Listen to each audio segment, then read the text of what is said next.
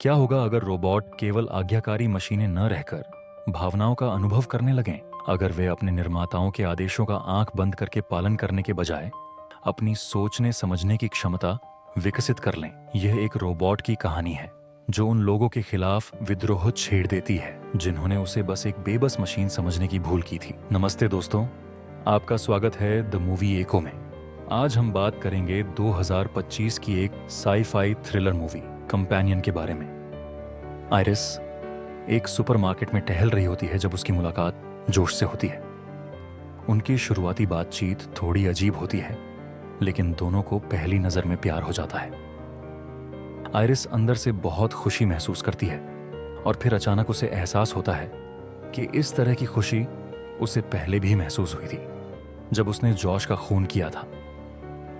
Iris ने Josh को क्यों मारा, यह जानने के लिए हमें कहानी पूरी सुननी होगी। कहानी अब पास्ट में चली जाती है। जॉश और आइरिस एक कार में होते हैं। दोनों काफी खुश हैं और आइरिस जॉश से बहुत प्यार करती है। वह हर वक्त बस जॉश के बारे में सोचती रहती है। दरअसल दोनों एक ट्रिप के लिए निकलते हैं। जॉश ने अपने दोस्तों के साथ मिलकर एक लेक हाउस पर ट्रिप प्लान की थी। कुछ देर बाद दोनों लेक हाउस पहुंचते हैं, जहां सबसे पहले उनकी दोस्त कैट उनका स्वागत करती है, जो उन्हें घर के अंदर ले जाती है, जहां वे जोश के दूसरे दोस्त एली और उसके बॉयफ्रेंड पैट्रिक से मिलते हैं। कुछ ही देर बाद सरगेई आता है, जो एक मिलियनेयर है और यह शानदार घर उसका है। वह देखने में थोड़ा डरावना लगता है और आइरिस की ओर अजीब नजरों से देखता है, जिससे वह अनकंफर्टेबल महसूस करने लगती है और फ्रेश होने के बहाने वहां से चली जाती है।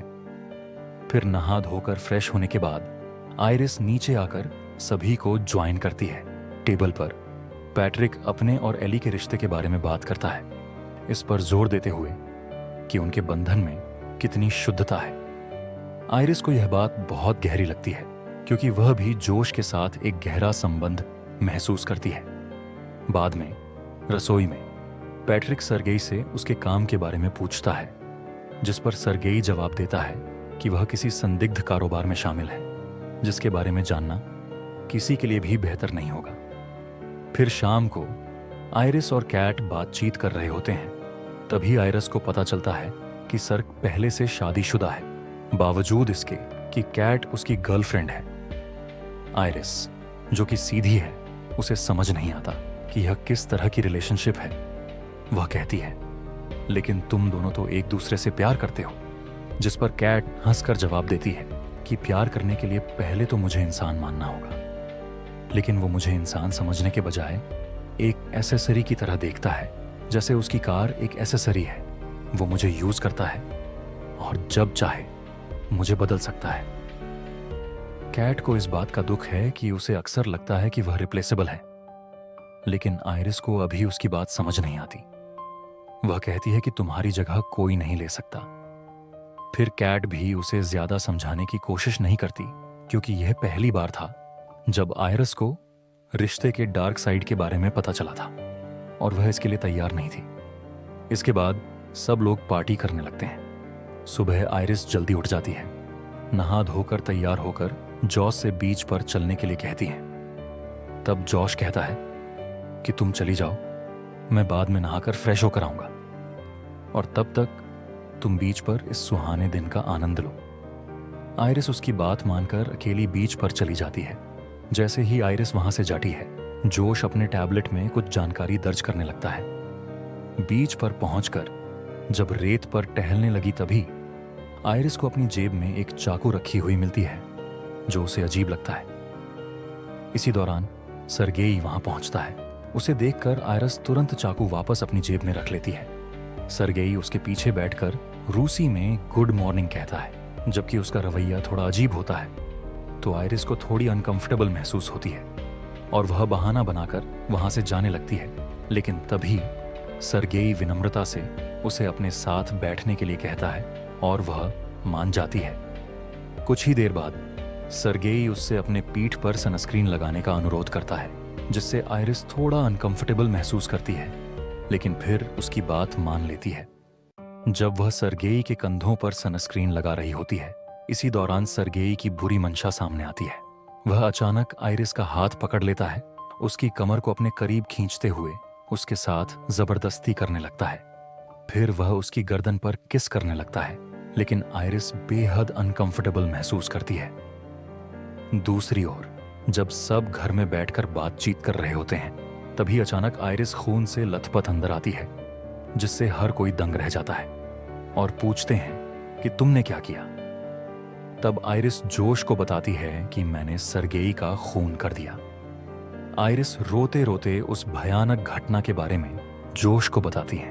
कहती है कि मैंने जानबूझकर खून नहीं किया, यह आत्मरक्षा में हुआ।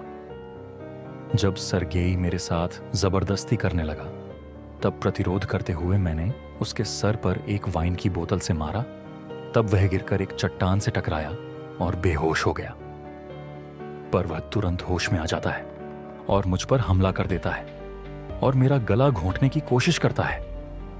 अपनी जान बचाने के लिए मैंने अपनी जेब में परी चाकू से उसके गले में वार कर दिया। जब आयरिश जॉश को समझा रही होती है, तभी जोश उसे शट डाउन कहता है और वह तुरंत बेहोश हो जाती है। पैट्रिक उसे एक कुर्सी से बांध देता है। फिर जॉश उसके सामने बैठकर उसे जागने के लिए कहता है, जबकि आयरिस घबराई हुई होती है।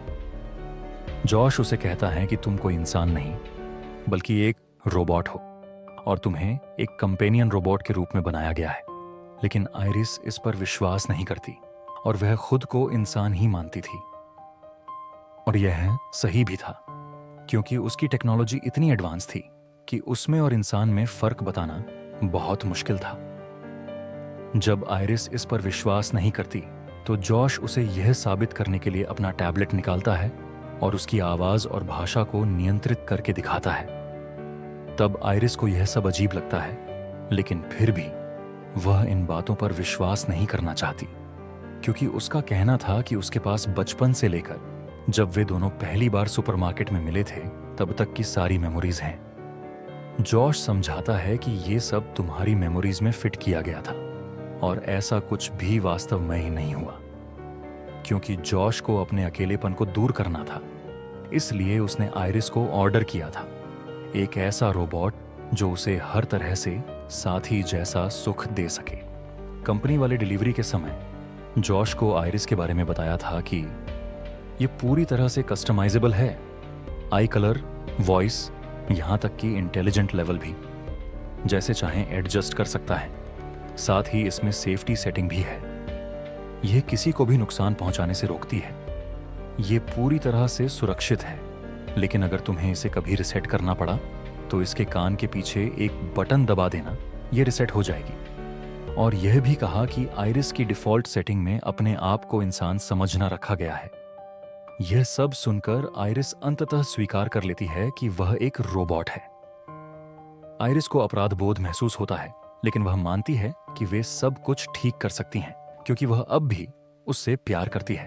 तब जॉश कहता है कि सॉरी, पर अब यह पॉसिबल नहीं है। इसी दौरान कैट आ जाती है और गुस्से में जोश से पूछती है कि उसने आयरिस को क्यों ऑन किया, और तुरंत आयरिस को शट डाउन करने का आदेश देती है, जिससे आयरिस डर जाती है। जॉश कैट को दूर ले जाता है और जोर देकर कहता है कि एक रोबोट को बस एक आदेश से बंद नहीं किया जा सकता। जब जोश कैट को दूर ले जा रहा होता है, इसी दौरान आयरिस को जमीन पर पड़ा एक चाकू दिखाई देता है और वह उसे पाने के लिए नीचे गिर जाती है।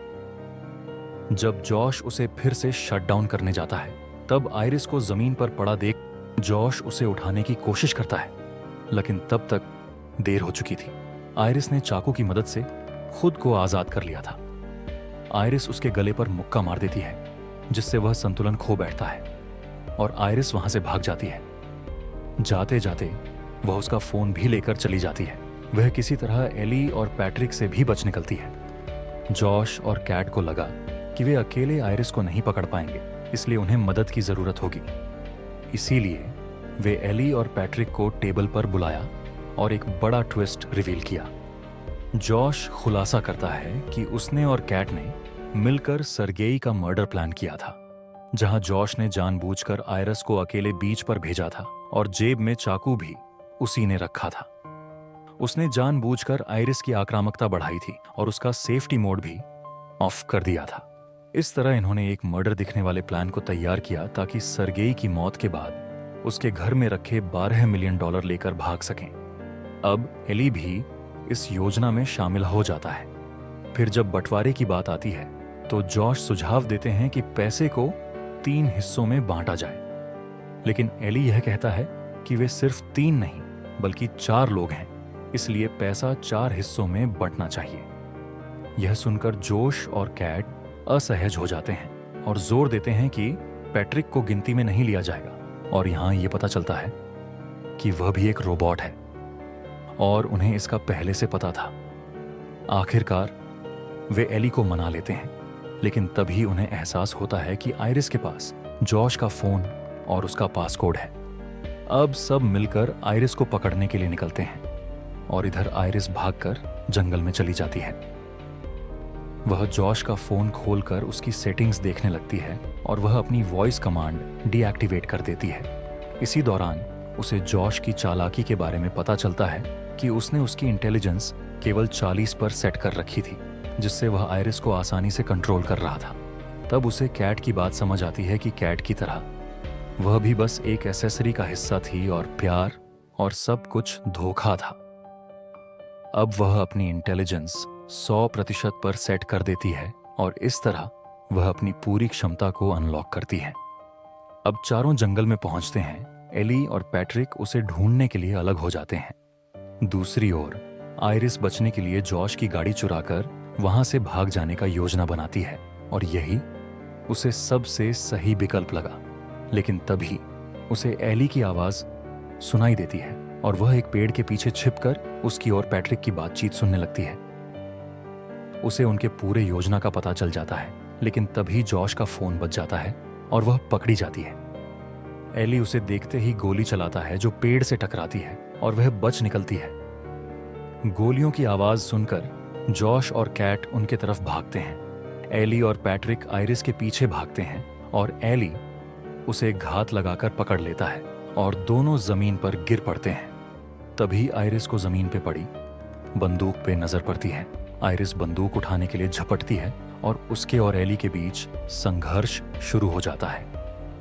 अंततः आइरिस एली को गोली मार देती है, जबकि बाकी तीनों लोग यह सब देखते रह जाते हैं। आइरिस पैट्रिक से माफी मांगती है और सड़क की तरफ भाग जाती है। अब जॉश उसके पीछे दौड़ता है। भागते भागते आइरिस जॉश की कार में पहुंच जाती है। जॉश आइरिस को वॉइस कमांड देता है, लेकिन वे काम नहीं करता। फिर आइरिस कार को वॉइस कमांड देती है कि मुझे घर लेकर चलो, लेकिन कार की एआई उसकी कमांड नहीं मानती।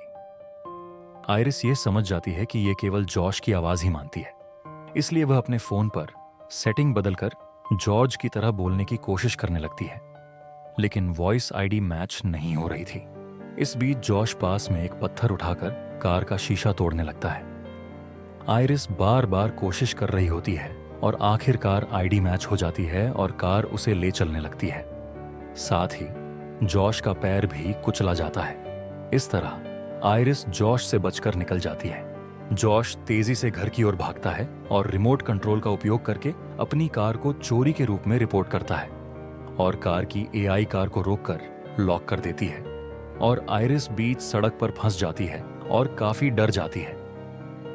फिर जॉश आइरिस को कॉल करके उसे माफी मांगता है और समझाने की कोशिश करता है।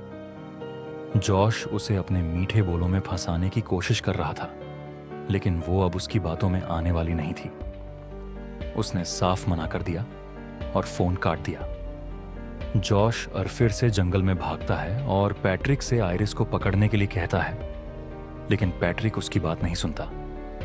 वह एली की मौत के कारण गहरे सदमे में था। जॉश उसे नियंत्रित करने के लिए अपना साथी बनाने का सोचता है। वह एली की उंगली से पैट्रिक को रीसेट करता है और उसके साथ लव लिंक सक्रिय करता है। इस तरह से पैट्रिक अब जॉश का साथी बन जाता है। अब वह पैट्रिक को आदेश देता है कि वह आइरिस को पकड़कर वापस लाए। दूसरी तरफ आइरिस कार की कमजोर विंडो को लात मारकर तोड़ देती है और बाहर आ जाती है, लेकिन तभी एक पुलिस वाला वहां आ जाता है। आइरिस की प्रोग्रामिंग में झूठ बोलना नहीं था, इसलिए वह जानबूझकर रशियन में बोल रही थी ताकि पुलिस वाला उसकी बात समझ न सके। ऑफिसर को उसकी बात समझ में नहीं आती, लेकिन तभी वह कार में पड़ा खून से सना चाकू देख लेता है और तुरंत उस पर बंदूक तानकर सरेंडर करने को कहता है। अपनी जान बचाने के लिए आयरिस सरेंडर कर देती है। फिर ऑफिसर उसे पकड़कर हथकड़ी लगाने लगता है, लेकिन तभी पैट्रिक आकर पुलिस वाले को पकड़कर बहुत क्रूरता से मार देता है। यह देखकर आयरिस भागने लगती है, लेकिन पैट्रिक उसे शट डाउन कर देता है और वह बेहोश होकर गिर पड़ती है। पैट्रिक आयरिस को लेकर पुलिस कार में घर लौटता है, जिससे जॉश और कैट चौंक जाते हैं। जब वे ट्रंक में मृत ऑफिसर को देखते हैं, दोनों बहुत घबरा जाते हैं, खासकर कैट, जो तुरंत वहां से जाने का फैसला करती है। वह तिजोरी से कैश निकालकर अपने सूटकेस में भरने लगती है। हालांकि जॉश उसे रोकने की भरपूर कोशिश करता है, लेकिन वह उसकी बात नहीं सुनती। तब जॉश पैट्रिक को कैट को रोकने के लिए कहता है। तब पैट्रिक सीधे जाकर उसे चाकू मार देता है। जॉश कहता है कि मैंने रोकने के लिए कहा था, सांसें रोकने के लिए नहीं। तब उसे ध्यान आता है कि पैट्रिक का आक्रामकता स्तर तो 100% था और वह छोटी छोटी बातों पर भी हमला कर सकता है। इसके बाद जॉश आयरिस को फिर से ऑन करता है और जॉश आयरिस को बताता है कि कैट भी मर चुकी है और इसका सारा दोष आयरिस पर डालता है, ताकि वह उसे दोषी महसूस करवा सके। लेकिन आयरिस उसे बताती है कि वह जॉश के प्लान के बारे में सब जानती है, क्योंकि उसने जंगल में उसकी बात सुन ली थी। वह कहती है कि इसके लिए जिम्मेदार मैं नहीं, बल्कि तुम हो। इसके बाद वह उसे लूजर कहकर बेइज्जत करती है, जिससे जॉश का ईगो हर्ट होता है। जॉश उसका इंटेलिजेंस 100% से 0 कर देता है। वह उसे अपना हाथ बढ़ाने का आदेश देता है और उसके नीचे एक मोमबत्ती रख देता है, जिससे उसके हाथ जलने लगते हैं। उसे दर्द भी महसूस होता है, लेकिन फिर भी वह अपना हाथ नहीं हटाती। कुछ समय बाद जॉश पैट्रिक से कहकर उस पर पानी डलवा देता है। इसके बाद जॉश आयरिस को एक गन देकर खुद को खत्म करने के लिए कहता है। आयरिस ना चाहते हुए भी जॉश का आदेश मानती है, क्योंकि उसकी खुद के लिए निर्णय लेने की क्षमता समाप्त हो चुकी थी और खुद को गोली मार लेती है। इसके बाद जॉश कंपनी वालों को बुलाता है। फिर कुछ देर बाद कंपनी के लोग पहुंचते हैं, जहां पैट्रिक पुलिस अधिकारी के रूप में उनके सामने आता है।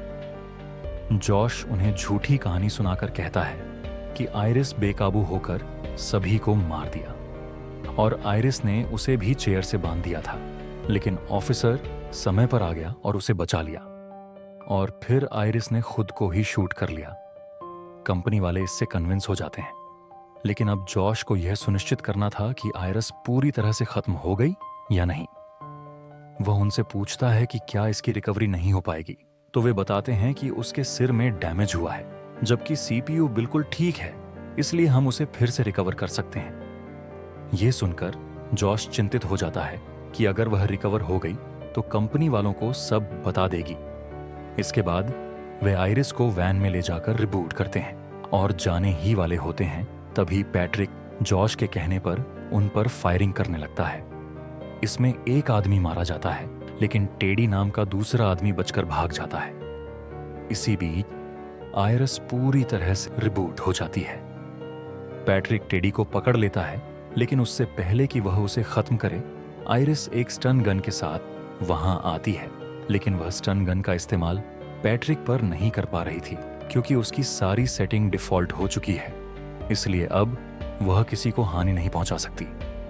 पैट्रिक आयरिस को खत्म करने आता है, लेकिन तभी आयरिस चालाकी से पैट्रिक को एली की याद दिलाती है, जिससे उसके दिमाग में एक पुरानी याद ट्रिगर हो जाती है। उसे सब कुछ याद आ जाता है और वह अचानक से टूट जाता है। इसका कारण यह है कि उसका अग्रेशन 100% पर था, लेकिन इंटेलिजेंस कम थी। गिल्ट में आकर वह खुद को खत्म कर लेता है। इस बीच जॉश पैसे इकट्ठा कर भागने की तैयारी कर रहा होता है। तभी आयरिस अंदर आती है। अब पूरी तरह सेल्फ कंट्रोल में थी।